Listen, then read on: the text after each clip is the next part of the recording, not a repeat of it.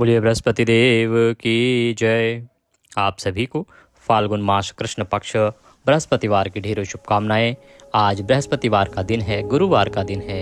आज हम सुनेंगे बृहस्पति देव की व्रत कथा, बृहस्पतिवार व्रत कथा, यही कहें कि गुरुवार व्रत कथा।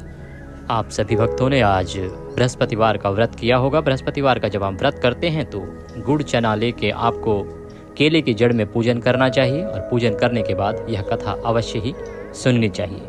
इस कथा के बिना व्रत अधूरा है और यदि आप व्रत नहीं भी कर रहे हैं तो भी इस कथा को अवश्य सुनना चाहिए। इस कथा को यदि व्रत के बिना भी आप सुनते हैं तो भी यह कथा बहुत पुण्यदायी है। इस कथा के श्रवण करने मात्र से आपके जीवन के कष्ट दूर होते हैं, आपके जीवन की परेशानियां समाप्त होती हैं और बृहस्पति देव के आशीर्वाद से आपकी सभी मनोकामनाएं पूरी होती हैं। जिस भी किसी कामना की इच्छा की पूर्ति के लिए आप यह कथा सुनेंगे, आपकी वह कामना अवश्य पूरी होती है। आइए अब हम कथा आरंभ करते हैं। आपसे निवेदन है कि प्रभु की यह कथा है, इसको एक बार लाइक अवश्य करें और कमेंट बॉक्स में अपने व्रत की सफलता और मनोकामना की पूर्ति के लिए अवश्य लिखें जय बृहस्पति देव। अथ श्री बृहस्पतिवार व्रत कथा प्रारंभ। भारतवर्ष में एक प्रतापी और दानी राजा राज्य करता था। वह नित्य गरीबों और ब्राह्मणों की सहायता किया करता था। यह बात उसकी पत्नी को, उसकी रानी को अच्छी नहीं लगती थी। वह ना तो गरीबों को दान देती, ना ही भगवान का पूजन करती थी और राजा को भी दान देने से मना किया करती थी। एक दिन राजा शिकार खेलने वन को गए हुए थे तो रानी महल में अकेली थी। उसी समय बृहस्पति देव साधु के वेश में राजा के महल में भिक्षा के लिए गए और भिक्षा मांगी। रानी ने भिक्षा देने से इनकार कर दिया और कहा, हे साधु महाराज, मैं तो दान पुण्य से तंग आ गई हूँ। मेरे पति सारा धन लुटाते रहते हैं। मेरी इच्छा है कि हमारा धन नष्ट हो जाए, फिर ना रहेगा बांस, ना रहेगी बांसुरी। साधु ने कहा, देवी तुम बड़ी विचित्र हो। धन संतान तो सभी चाहते हैं, पुत्र और लक्ष्मी तो पापी के घर में भी होनी चाहिए। यदि तुम्हारे पास अधिक धन है तो भूखों को भोजन दो, प्यासों के लिए प्याऊ बनवाओ, मुसाफिरों के लिए धर्मशालाएं खुलवाओ, जो निर्धन अपनी कुमारी कन्याओं का विवाह नहीं कर सकते उनका विवाह करा दो। ऐसे और कई काम हैं जिनके करने से तुम्हारा यश लोक परलोक में फैलेगा। परंतु रानी पर उपदेश का कोई प्रभाव न पड़ा। वह बोली, महाराज आप मुझे कुछ ना समझाएं, मैं ऐसा धन नहीं चाहती जो सारी जगह बांटती फिरूं। साधु ने उत्तर दिया, यदि तुम्हारी ऐसी ही इच्छा है देवी तो तथास्तु। तुम ऐसा करना, बृहस्पतिवार के दिन घर लीपकर पीली मिट्टी से अपना सिर धोकर स्नान करना, भट्टी चढ़ाकर कपड़े धोना, अपने राजा से कहना कि हजामत बनवावे। ऐसा करने से तुम्हारा सारा धन नष्ट हो जाएगा। इतना कहकर वह साधु महाराज वहां से अंतर्ध्यान हो गए। साधु के अनुसार कही बातों को पूरा करते हुए रानी को केवल 3 बृहस्पतिवार ही बीते थे कि उसकी समस्त धन संपत्ति नष्ट हो गई। भोजन के लिए राजा का परिवार तरसने लगा। तब एक दिन राजा ने रानी से बोला कि हे रानी, तुम यहीं रहो, मैं दूसरे देश जाता हूँ, क्योंकि यहाँ पर सभी लोग मुझे जानते हैं, इसलिए मैं कोई छोटा काम नहीं कर सकता। ऐसा कहकर राजा परदेश चला गया। वहाँ वह जंगल से लकड़ी काट कर लाता, शहर में बेचता। इस तरह वह अपना जीवन व्यतीत करने लगा। इधर राजा के परदेश जाते ही रानी और दासी बहुत दुखी रहने लगी। एक बार जब रानी और दासी को 7 दिन तक भोजन नहीं मिला तो रानी ने अपनी दासी से कहा कि हे दासी, पास ही के नगर में मेरी बहन रहती है, वह बड़ी धनवान है, तो उसके पास जा और कुछ ले आ ताकि थोड़ी बहुत गुजर बसर हो जाए। दासी रानी की बहन के पास गई। उस दिन गुरुवार का दिन था और रानी की बहन उस समय बृहस्पतिवार की व्रत कथा सुन रही थी। दासी ने रानी की बहन को अपनी रानी का संदेश दिया, लेकिन रानी की बड़ी बहन ने कोई उत्तर नहीं दिया। जब दासी को रानी की बहन से कोई उत्तर नहीं मिला तो वह बहुत दुखी हुई और उसे क्रोध भी आया। दासी ने वापस आकर रानी को सारी बात बता दी। सुनकर रानी ने अपने भाग्य को कोसा। उधर रानी की बहन ने सोचा कि मेरी बहन की दासी आई थी, परंतु उससे मैं ना तो बोली हूँ और इससे वह बहुत दुखी हुई होगी। कथा सुनकर पूजन समाप्त करके वह अपनी बहन के घर आई और कहने लगी, हे बहन, मैं बृहस्पतिवार का व्रत करती हूँ, तो मैं व्रत पूजन कर रही थी, कथा सुन रही थी। तुम्हारी दासी मेरे घर आई थी, परंतु जब तक कथा होती है तब तक ना तो उठते हैं ना ही बोलते हैं, इसलिए मैं नहीं बोली। कहो दासी क्यों गई थी? रानी बोली, बहन तुमसे क्या छिपाऊं, हमारे घर में खाने तक को अनाज नहीं था। ऐसा कहते कहते रानी की आंखें भर आई। उसने दासी समेत पिछले 7 दिनों से भूखे रहने की बात अपनी बहन को विस्तार पूर्वक सुना दी। रानी की बहन बोली, देखो बहन, भगवान बृहस्पति देव सबकी मनोकामना को पूर्ण करते हैं। देखो शायद तुम्हारे घर में कहीं अनाज रखा हो। पहले तो रानी को विश्वास नहीं हुआ और बहन के आग्रह करने पर उसने अपनी दासी को अंदर भेजा तो उसे सचमुच अनाज से भरा एक घड़ा मिल गया। यह देखकर रानी को बड़ी हैरानी हुई। दासी रानी से कहने लगी, हे रानी, जब हमको भोजन नहीं मिलता तो हम व्रत ही तो करते हैं, इसलिए क्यों ना इनसे व्रत और कथा की विधि पूछ ली जाए ताकि हम भी व्रत कर सके। तब रानी ने अपनी बहन से बृहस्पतिवार के व्रत के बारे में पूछा। उसकी बहन ने बताया, बृहस्पतिवार के व्रत में चने की दाल और मुनक्का से विष्णु भगवान का केले की जड़ में पूजन करें तथा दीपक जलाएं, व्रत कथा सुने और पीला भोजन ही करें, इससे बृहस्पति देव प्रसन्न होते हैं। व्रत और पूजन विधि बताकर रानी की बहन अपने घर को लौट गई। 7 दिन के बाद जब गुरुवार आया तो रानी और दासी ने व्रत रखा। गुड़साल में जाकर चना और गुड़ लेकर आई, फिर उससे केले की जड़ तथा विष्णु भगवान का पूजन किया। अब पीला भोजन कहाँ से आए, इस बात को लेकर दोनों बहुत दुखी थी। क्योंकि उन्होंने व्रत रखा था, इसलिए बृहस्पति देव उनसे प्रसन्न थे। इसलिए वे एक साधारण व्यक्ति का रूप धारण करके 2 थालों में सुंदर पीला भोजन दासी को दे गए। भोजन पाकर दासी प्रसन्न हुई और फिर रानी के साथ मिलकर भोजन ग्रहण किया। उसके बाद वे सभी गुरुवार को व्रत और पूजन करने लगी। बृहस्पति भगवान की कृपा से उनके पास फिर से धन संपत्ति आ गई, परंतु रानी फिर से पहले की तरह आलस्य करने लगी। तब दासी बोली, देखो रानी, तुम पहले भी इस प्रकार आलस्य करती थी, तुम्हें धन रखने में कष्ट होता था, इसी कारण सभी धन नष्ट हो गया, और अब जब भगवान बृहस्पति की कृपा से धन मिला है तो तुम्हें फिर से आलस्य होता है। रानी को समझाते हुए दासी कहती है, बड़ी मुसीबतों के बाद हमने यह धन पाया है, इसीलिए हमें दान पुण्य करना चाहिए, भूखे मनुष्यों को भोजन कराना चाहिए और धन को शुभ कार्यों में खर्च करना चाहिए, जिससे तुम्हारे कुल का यश बढ़ेगा, स्वर्ग की प्राप्ति होगी और पितृ प्रसन्न होंगे। दासी की बात मानकर रानी अपना धन शुभ कार्यों में खर्च करने लगी, जिससे पूरे नगर में उसका यश फैलने लगा। उधर एक दिन राजा दुखी होकर जंगल में एक पेड़ के नीचे आसन जमाकर बैठ गया। वह अपनी दशा को याद करके व्याकुल होने लगा। बृहस्पतिवार का दिन था। एकाएक उसने देखा कि निर्जन वन में एक साधु प्रकट हुए। वह साधु वेश में स्वयं बृहस्पति देव थे। लकड़हारे के सामने आकर बोले, हे लकड़हारे, इस सुनसान जंगल में तू चिंतामग्न क्यों बैठा है? लकड़हारे ने दोनों हाथ जोड़कर प्रणाम किया और उत्तर दिया, महात्मा जी, आप सब कुछ जानते हैं, मैं क्या कहूँ? यह कहकर रोने लगा और साधु को अपनी आत्मकथा कह सुनाई। महात्मा जी ने कहा, तुम्हारी स्त्री ने बृहस्पति के दिन बृहस्पति भगवान का निरादर किया है, जिसके कारण रुष्ट होकर उन्होंने तुम्हारी यह दशा कर दी है। अब तुम चिंता को दूर करके मेरे कहने पर चलो तो तुम्हारे सब कष्ट दूर हो जाएंगे और भगवान पहले से अधिक संपत्ति देंगे। तुम बृहस्पति के दिन कथा किया करो, 2 पैसे के चने मुनक्का लाकर उसका प्रसाद बनाओ और शुद्ध जल से लोटे में शक्कर मिलाकर अमृत तैयार करो। कथा के पश्चात अपने सारे परिवार और सुनने वाले प्रेमियों में अमृत व प्रसाद बांटकर आप भी ग्रहण करो। ऐसा करने से भगवान तुम्हारी सब मनोकामनाएं पूरी करेंगे। साधु के ऐसे वचन सुनकर लकड़हारा बोला, हे प्रभु, मुझे लकड़ी बेचकर इतना पैसा नहीं मिलता जिससे भोजन के उपरांत कुछ बचा सकूं। मैंने रात्रि में अपनी स्त्री को व्याकुल देखा है, मेरे पास कुछ भी नहीं है जिससे मैं उसकी खबर मंगा सकूं। साधु ने कहा, हे लकड़हारे, तुम किसी बात की चिंता मत करो। बृहस्पति के दिन तुम रोजाना की तरह लकड़ियां लेकर शहर को जाओ। तुमको रोज से दुगना धन प्राप्त होगा, जिससे तुम भली भांति भोजन कर लोगे तथा बृहस्पति देव की पूजा का सामान भी आ जाएगा। इतना कहकर साधु अंतर्ध्यान हो गए। धीरे धीरे समय व्यतीत होने पर फिर वही बृहस्पतिवार का दिन आया। लकड़हारा जंगल से लकड़ी काटकर किसी शहर में बेचने को गया। उसे उस दिन बृहस्पति देव की कृपा से और दिनों से अधिक पैसा मिला। राजा ने चना गुड़ आदि लाकर गुरुवार का व्रत किया। उस दिन से उसके सभी क्लेश दूर हुए। परंतु जब दूसरा गुरुवार का दिन आया तो वह बृहस्पति देव का व्रत व पूजन करना भूल गया। इस कारण बृहस्पति भगवान नाराज हो गए। उस दिन उस नगर के राजा ने विशाल यज्ञ का आयोजन किया था। शहर में यह घोषणा करा दी गई थी कि कोई भी मनुष्य अपने घर में भोजन ना बनावे, ना आग जलावे। समस्त जनता मेरे यहाँ भोजन करने के लिए आवे। इस आज्ञा को जो ना मानेगा उसे फांसी की सजा दी जाएगी। इस तरह की घोषणा संपूर्ण नगर में राजा के द्वारा करा दी गई। राजा की आज्ञा अनुसार शहर के सभी लोग भोजन करने गए, लेकिन लकड़हारा कुछ देर से पहुंचा।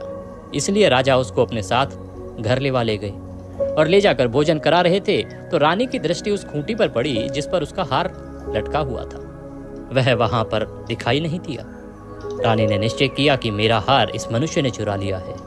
उसी समय सिपाहियों को बुलाकर उसको कारागार में डाल दिया गया। जब लकड़हारा कारागार में पड़ गया और बहुत दुखी होकर विचार करने लगा कि न जाने कौन से पूर्व जन्म के कर्म से मुझे यह दुख प्राप्त हुआ है। और उसी साधु को याद करने लगा जो कि जंगल में मिला था। उसी समय तत्काल बृहस्पति देव साधु के रूप में प्रकट हुए और उसकी दशा को देखकर कहने लगे, अरे मूर्ख, तूने बृहस्पति देव की कथा नहीं करी, इस कारण तुझे दुख प्राप्त हुआ है। अब चिंता मत कर, बृहस्पतिवार के दिन कारागार के दरवाजे पर 4 पैसे पड़े मिलेंगे। उनसे तू बृहस्पति देव की पूजा करना, तेरे सभी कष्ट दूर हो जाएंगे।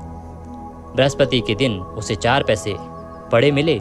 लकड़हारे ने कथा कही। उसी रात्रि को बृहस्पति देव ने उस नगर के राजा को स्वप्न में कहा, हे राजा, तुमने जिस आदमी को कारागार में बंद कर दिया है वह निर्दोष है। वह राजा है, उसे छोड़ देना। रानी का हार उसी खूंटी पर लटका है। अगर तू ऐसा नहीं करेगा तो मैं तेरे राज्य को नष्ट कर दूंगा। इस तरह रात्रि के स्वप्न को देखकर राजा प्रातःकाल उठा और खूंटी पर हार देखकर लकड़हारे को बुलाकर क्षमा मांगी तथा लकड़हारे को योग्य सुंदर वस्त्र आभूषण देकर विदा कर दिया। बृहस्पति देव की आज्ञा अनुसार लकड़हारा अपने नगर को चल दिया। राजा जब अपने नगर के निकट पहुंचा तो उसे बड़ा आश्चर्य हुआ। नगर में पहले से अधिक बाग, तालाब, कुएं तथा बहुत सी धर्मशालाएं, मंदिर आदि बन गए थे। राजा ने पूछा, यह किसका बाग और धर्मशालाएं हैं? तब नगर के सब लोग कहने लगे, यह सब रानी और बांदी के हैं। तो राजा को आश्चर्य हुआ और गुस्सा भी आया। जब रानी ने यह खबर सुनी कि राजा आ रहे हैं तो उन्होंने बांदी से कहा कि हे दासी, देख, राजा हमको कितनी बुरी हालत में छोड़ गए थे। हमारी ऐसी हालत देखकर वह लौट ना जाएं, इसीलिए तू दरवाजे पर खड़ी हो जा। आज्ञा अनुसार दासी दरवाजे पर खड़ी हो गई। राजा आए तो उन्हें अपने साथ लिवा लाई। तब राजा ने क्रोध करके अपनी रानी से पूछा कि यह धन तुम्हें कैसे प्राप्त हुआ? तब उन्होंने कहा, हमें यह सब धन बृहस्पति देव के इस व्रत के प्रभाव से प्राप्त हुआ है। राजा ने निश्चय किया कि 7 रोज बाद तो सभी बृहस्पति देव का पूजन करते हैं, परंतु मैं प्रतिदिन और 3 बार कहानी करूंगा तथा रोज व्रत किया करूंगा। अब हर समय राजा के दुपट्टे में चने की दाल बंधी रहती तथा दिन में 3 बार कहानी कहता। एक रोज राजा ने विचार किया कि चलो अपनी बहन के यहाँ हो आते हैं। इस तरह निश्चय करके राजा घोड़े पर सवार हो अपनी बहन के यहाँ चल दिया। मार्ग में उसने देखा कि कुछ आदमी एक मुर्दे को लिए जा रहे हैं। उन्हें रोककर राजा कहने लगा, अरे भाइयों, मेरी बृहस्पति देव की कथा सुन लो। वे बोले, लो, हमारा आदमी मर गया है, इसको अपनी कथा की पड़ी है। परंतु कुछ आदमी बोले, अच्छा कहो, हम तुम्हारी कथा भी सुनेंगे। राजा ने दाल निकाली और कथा सुनाना आरंभ किया। जब कथा आधी हुई थी कि मुर्दा हिलने लग गया और जैसे ही कथा समाप्त हुई तो राम राम कह के मनुष्य उठकर खड़ा हो गया। सभी लोग इस चमत्कार को देखकर हैरान रह गए। राजा वहां से आगे बढ़ा तो आगे मार्ग में उसे एक किसान खेत में हल चलाता मिला। राजा ने उसे देख और उससे बोला, अरे भैया, तुम मेरी बृहस्पतिवार की कथा सुन लो। किसान बोला, जब तक मैं तेरी कथा सुनूंगा तब तक 4 हरिया जोत लूंगा। जा अपनी कथा किसी और को सुनाना। इस तरह राजा आगे चल पड़ा। राजा के वहां से हटते ही बैल पछाड़ खाकर गिर गई तथा किसान के पेट में बड़ी जोर का दर्द होने लगा। उस समय उसकी माँ रोटी लेकर आई। उसने जब यह देखा तो अपने पुत्र से सब हाल पूछा और बेटे ने सभी हाल कह दिया। तो बुढ़िया दौड़ी दौड़ी उस घुड़सवार के पास गई और उससे बोली कि मैं तेरी कथा सुनूंगी, तू अपनी कथा मेरे खेत पर चलकर ही कहना। राजा ने बुढ़िया के खेत पर जाकर कथा कही, जिसके सुनते ही वह बैल उठ खड़े हुए तथा किसान के पेट का दर्द भी ठीक हो गया। राजा अपनी बहन के घर पहुंचा। बहन ने भाई की खूब मेहमानी की। दूसरे रोज प्रातः काल राजा जगा तो वह देखने लगा कि सब लोग भोजन कर रहे हैं। राजा ने अपनी बहन से कहा, क्या कोई ऐसा मनुष्य है जिसने भोजन नहीं किया हो? मेरी बृहस्पतिवार की कथा सुन ले। बहन बोली, हे भैया, यह ऐसा देश है कि यहाँ पहले लोग भोजन करते हैं, बाद में अन्य काम करते हैं। अगर कोई पड़ोस में हो तो मैं देख आती हूँ। वह ऐसा कहकर देखने चली गई, परंतु उसे कोई ऐसा व्यक्ति नहीं मिला जिसने भोजन ना किया हो। अतः वह एक कुम्हार के घर गई जिसका लड़का बीमार था और उसे मालूम हुआ कि उसके यहाँ 3 रोज से किसी ने भोजन नहीं किया है। रानी ने अपने भाई की कथा सुनने के लिए कुम्हार से कहा तो वह तैयार हो गया। राजा ने जाकर बृहस्पतिवार की कथा कही, जिसको सुनकर उसका लड़का ठीक हो गया। अब तो राजा की प्रशंसा होने लगी। एक रोज राजा ने अपनी बहन से कहा कि हे बहन, हम अब अपने घर जाएंगे, तुम भी तैयार हो जाओ। राजा की बहन ने अपनी सास से कहा तो सास ने कहा कि हाँ चली जा, परंतु अपने लड़कों को मत ले जाना, क्योंकि तेरे भाई की कोई औलाद नहीं है। बहन ने अपने भैया से कहा, हे भैया, मैं तो चलूंगी पर कोई बालक नहीं जाएगा। राजा बोला, जब बालक ही नहीं जाएगा तब तू भी क्या करेगी? बड़े दुखी मन से राजा अपने नगर को लौट आया। राजा ने अपनी रानी से कहा, हम निर्वंशी हैं, हमारा मुंह देखने का भी धर्म नहीं है और कुछ भोजन आदि भी नहीं किया। रानी बोली, हे प्रभु, बृहस्पति देव ने हमें सब कुछ दिया है, वह हमें औलाद भी अवश्य ही देंगे। आप इस प्रकार चिंता क्यों करते हैं? इस चिंता को त्याग दीजिए। उसी रात को बृहस्पति देव ने राजा के स्वप्न में आकर कहा, हे राजा, उठ, सभी सोच त्याग दे, तेरी रानी गर्भ से है। यह बात सुनकर राजा को बड़ी खुशी हुई और 9वें महीने में रानी के गर्भ से एक सुंदर पुत्र पैदा हुआ। तब राजा बोला, हे रानी, स्त्री बिना भोजन के रह सकती है पर बिना कहे नहीं रह सकती, अतः जब मेरी बहन आवे तो तुम उसे कुछ ना कहना। रानी ने सुनकर हाँ कर दी। जब राजा की बहन ने यह सब शुभ समाचार सुना तो उसे बहुत खुशी हुई तथा बधाई लेकर अपने भैया के यहाँ आई। तभी रानी ने कहा, घोड़ा चढ़कर तो नहीं आई, गधा चढ़ी आई। राजा की बहन बोली, भाभी, इस प्रकार अगर मैं ना कहती तो तुम्हें औलाद कैसे मिलती? बृहस्पति देव ऐसे ही हैं, जैसी जिसके मन में कामनाएं हैं सभी को पूर्ण करते हैं। जो सद्भावना पूर्वक बृहस्पतिवार का व्रत करता है एवं कथा पढ़ता है अथवा सुनता है और सुनाता है, बृहस्पति देव उसकी सभी मनोकामनाएं पूर्ण करते हैं। भगवान बृहस्पति देव उसकी सदैव रक्षा करते हैं। संसार में जो मनुष्य सद्भावना से भगवान की पूजा सच्चे हृदय से करता है तो उसकी सभी मनोकामनाएं पूर्ण करते हैं। जैसी सच्ची भावना से रानी और राजा ने उनकी कथा का गुणगान किया तो उनकी सभी इच्छाएं बृहस्पति देव ने पूर्ण की थी। इसीलिए पूर्ण कथा सुनने के बाद प्रसाद लेकर जाना चाहिए और हृदय से उसका मनन करते हुए जयकारा बोलना चाहिए। बोलिए बृहस्पति देव की जय, बोलिए विष्णु भगवान की जय। इसी के साथ यह कथा यहाँ पर समाप्त होती है। अब हम बृहस्पति देव की आरती करेंगे और उसके बाद आप अपने दैनिक कार्यों को करते हुए अपने दिन को व्यतीत करेंगे, नियमों का पालन करते हुए अपने व्रत को पूर्ण करेंगे। आइए ज्योत जला लीजिए और आरती आरंभ करते हैं। ओम कर्पूरगौरम करुणावतारम संसार सारम भुजगेन्द्रहारम सदा वसंतम दयारविंदे भवम भवामी सहितं नमामि। ओम जय बृहस्पति देवा स्वामी, जय बृहस्पति देवा, छिन छिन भोग लगाओ कदली फल मेवा। ओम जय बृहस्पति देवा, तुम पूर्ण परमात्मा, तुम अंतर्यामी स्वामी, तुम अंतर्यामी। जगत पिता जगदीश्वर, तुम सबके स्वामी। ओम जय बृहस्पति देवा, चरणामृत निर्मल सब पातक हरता स्वामी, सब पातक हरता। सकल मनोरथ दायक कृपा करो भरता। ओम जय बृहस्पति देवा, तन मन धन अर्पण कर जो जन शरण पड़े।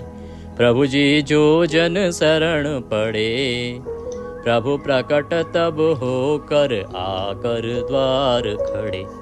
ओम जय बृहस्पति देवा, दीन दयाल दयानिधि, भक्तन हितकारी प्रभु भक्तन हितकारी। पाप दोष सब हरता भवबंधन हारी। ओम जय बृहस्पति देवा, सकल मनोरथ दायक, सब संशय तारो स्वामी, सब संशय तारो। विषय विकार मिटाओ संतन सुखकार। ओम जय बृहस्पति देवा, जो कोई आरती तेरी प्रेम सहित गावे, प्रभु प्रेम सहित गावे। ज्येष्ठानंद बंद सो निश्चय पावे। ओम जय बृहस्पति देवा, स्वामी जय बृहस्पति देवा, छिन छिन भोग लगाऊं कदली फल मेवा। ओम जय बृहस्पति देवा, बोले विष्णु भगवान की जय, बोले बृहस्पति देव की जय। इसके बाद आरती दीजिएगा, स्वयं आरती लीजिएगा, भगवान को भोग लगाइएगा, पीला आहार ग्रहण कीजिएगा और व्रत को पूर्ण कीजिएगा। व्रत से संबंधित नियम आदि के बारे में कुछ जानना चाहते हैं तो कमेंट बॉक्स में लिख के अवश्य पूछ लीजिएगा, आपको जानकारी प्रदान कर दी जाएगी। भगवान सब पर कृपा करें। वीडियो थोड़ा सा भी अच्छा लगा हो तो एक बार इसे लाइक अवश्य कर दीजिएगा। आपका एक लाइक हमारे लिए बहुत महत्वपूर्ण होता है। भगवान बृहस्पति देव की कृपा सभी को प्राप्त हो। कमेंट बॉक्स में अवश्य लिखें जय बृहस्पति देव, जय विष्णु।